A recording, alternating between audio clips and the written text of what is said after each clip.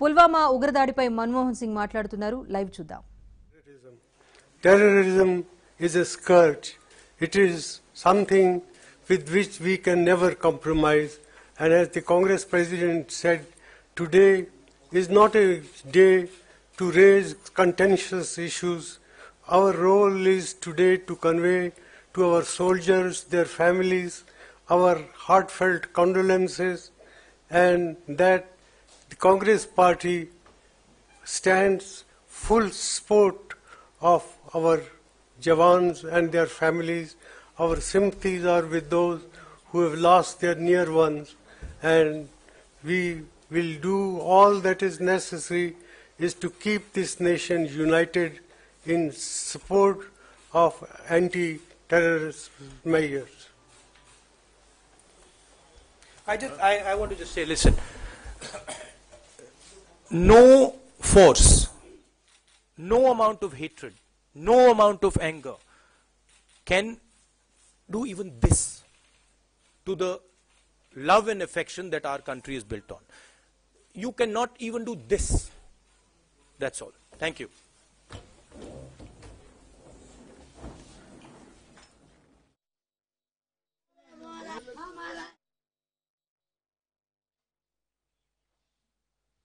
This type of violence done against the most valuable, most important Indians, who are our soldiers, who are our security forces, is absolutely disgusting. I want to make it very clear that the aim of terrorism is to divide this country, and we are not going to be divided for 1 second. No matter how hard people try, this country and the entire opposition is going to stand together. We are going to stand with our Jawans, and we are going to stand with the government. Hindi में बोल देता हूं, आतंकवाद देश को बांटने तोड़ने की कोशिश करता है. इस देश को कोई भी शक्ति तोड़ नहीं सकती है, बांट नहीं सकती है. पूरा का पूरा ऑपोजिशन एक साथ हमारी सिक्योरिटी फोर्सेस के साथ और सरकार के साथ खड़ा है. ये जो हमला हुआ है, ये हिंदुस्तान की आत्मा पर हमला हुआ है. हमारे जो सबसे जरूरी लोग हैं सिक्योरिटी फोर्सेस के, उनके खिलाफ हुआ है और हम उनके साथ खड़े हैं. जिन लोगों ने ये किया है, उनको ये नहीं लगना चाहिए कि वो इस देश पर इतनी सी भी चोट पहुंचा सकते हैं. और उनको मालूम होना चाहिए कि ये देश इन चीजों को भूलता नहीं है. आपके कोई सवाल हो? చేతికి అందివచ్చిన కొడుకు జవాన్ అయ్యాడు. కుటుంబాన్ని ఆదుకుంటాడనుకున్నాం. ఇది ఓ తండ్రి ఆవేదన. కొద్ది రోజుల్లో వస్తానని చెప్పి వెళ్లిన భర్త తిరిగి వస్తాడని ఓ భార్య ఎదురుచూపులు. తండ్రి ఎప్పుడెప్పుడు వస్తాడా అని ఎదురు చూస్తున్న ఓ పసి మనసు. కానీ ఉగ్రదాడితో ఆశలన్నీ కుప్పకూలిపోయాయి. అమరవీరుల కుటుంబ సభ్యుల దుఃఖం చూస్తున్న చుట్టుపక్కల జనాలకు కన్నీళ్లు ఆగటం లేదు. ఇది ఉగ్రదాడిలో చనిపోయిన జవాన్ల ఇంటి వద్ద ఉన్న పరిస్థితి. हम लोगों से वार्ता नहीं हो पाया उनसे. आप लोगों को सूचना कैसे लगी? हम लोगों को इससे दिखने के बाद हम लोग पता लगाना शुरू किए. ये बात तो उनका सूचना हम लगाना शुरू किए हैं. तो हम उनके एक अधिकारी को फोन किए हैं, तो उन्होंने कहा कि हम फिर हमारे कमांडेंट उनके जो है, उन्होंने हमसे उनका जो है मोबाइल नंबर मांगा है. तो हम लोग जब मोबाइल नंबर दिए हैं, तब कुछ कहे हैं कि ऐसा ऐसा कंडीशन है. अभी हम बता रहे हैं, खोल करके बताए नहीं. लेकिन रात में फिर उन्होंने कहा कि समझ लो कंडीशन यह है.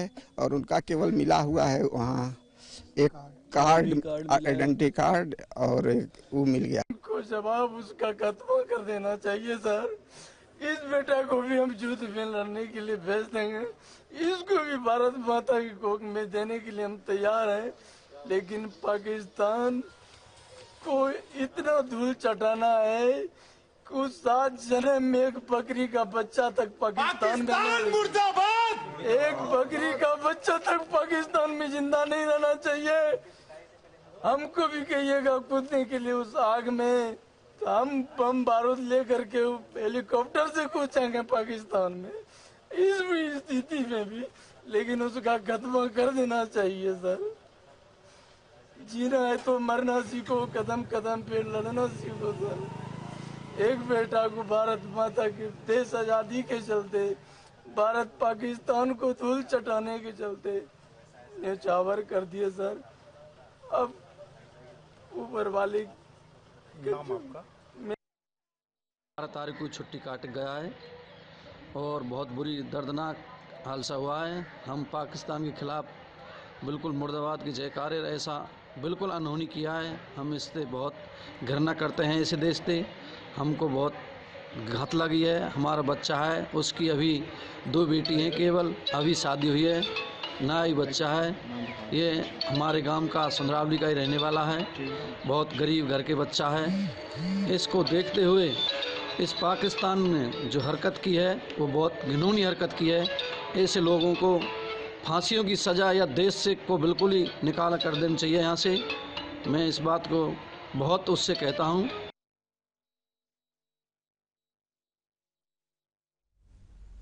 ఉగ్రదాడిలో చనిపోయిన జవాన్ల కుటుంబ సభ్యుల శోకానికి అంతు లేకుండా పోయింది. అమరవీరుల కుటుంబ సభ్యుల్ని స్థానిక ప్రజా సంఘాల నేతలు ఓదార్చుతున్నారు. అయితే వారి కన్నీళ్లను మాత్రం కట్టడి చేయలేకపోతున్నారు. ఒక్కో ఇంట్లో ఒక్కో దీనగాథ. సరిహద్దుల్లో ఉన్నవాడు మరో నెలలోనో 2 నెలల్లోనో సెలవుపై వస్తాడని ఎదురు చూసిన కళ్లు కన్నీటితో నిండిపోతున్నాయి. పుల్వామా దాడికి ఉగ్రవాదులు భారీ మూల్యం చెల్లించుకోక తప్పదని హెచ్చరించారు ప్రధాని మోదీ. దాడికి పాల్పడిన వారిని వదిలేది లేదన్నారు. ఉగ్రవాదులు వారి వెనుకున్న వారు పెద్ద సాహసమే చేశారని మండిపడ్డ మోదీ భారత్లో అస్థిరత్వం సృష్టించే ప్రయత్నాలు సాగవన్నారు. की वजह से देश में जितना आक्रोश है, लोगों का खून खौल रहा है, ये मैं भली भांति समझ पा रहा हूं कि वे बहुत बड़ी गलती कर चुके हैं। बहुत बड़ी कीमत उनको चुकानी पड़ेगी।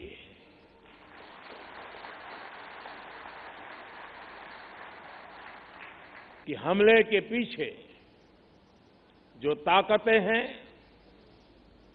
इस हमले के जो भी गुनहगार हैं,